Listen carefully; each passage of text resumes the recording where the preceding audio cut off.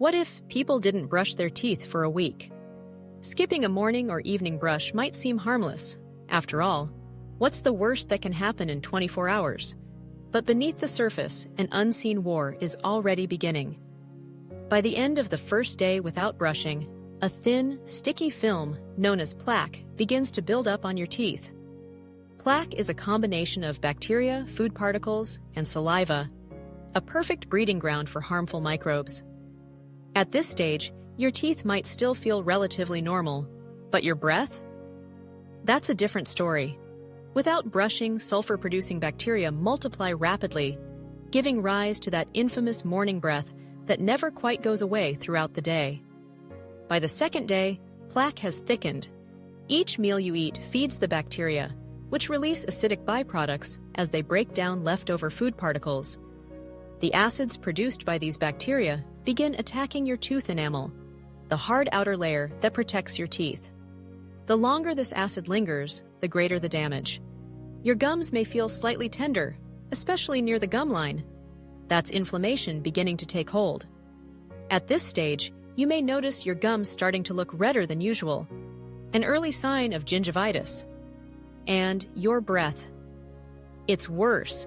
The bacteria thriving in your mouth are now producing volatile sulfur compounds, VSCs, the culprits behind foul breath. By day 3, plaque is turning into something far more dangerous: tartar. Tartar is a hardened layer of plaque that forms along the gum line.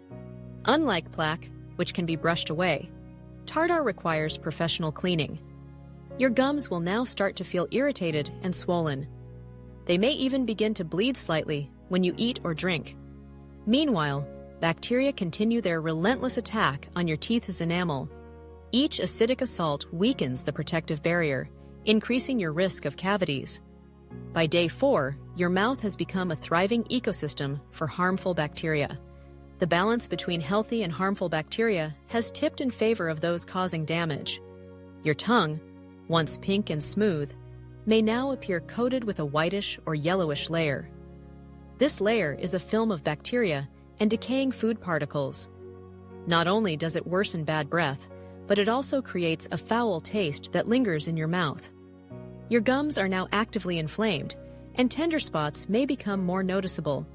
Eating foods like citrus, vinegar, or spicy dishes may sting as your gums begin to recede slightly. With enamel weakening and tartar building up, small pits may start to form in vulnerable spots on your teeth, the early stages of cavities. These pits aren't yet painful, but they're silently eating away at your dental health. Your gums will likely bleed more easily by now, especially during chewing or flossing. The inflammation may even cause a dull, throbbing sensation in your mouth. By this point, your breath has become pungent enough that people nearby may start to notice, even from a few feet away. By day 6, your teeth may become noticeably sensitive. Hot coffee, ice-cold water, or even air hitting your teeth may trigger sharp pain. The bacteria attacking your gums are now infiltrating deeper into the soft tissue, increasing the risk of early-stage gum disease. The irritation may cause your gums to recede slightly, exposing more of the sensitive tooth root. Additionally, the buildup of plaque and tartar may cause your teeth to take on a yellowish tint, staining the enamel. By the end of 1 week without brushing, your oral health is at serious risk. The acidic waste from bacteria has carved out weak points in your enamel, and any untreated cavities will have deepened. Small infections may begin developing within your gums, putting you at risk of periodontitis, a severe gum infection that can lead to bone loss and even tooth loss.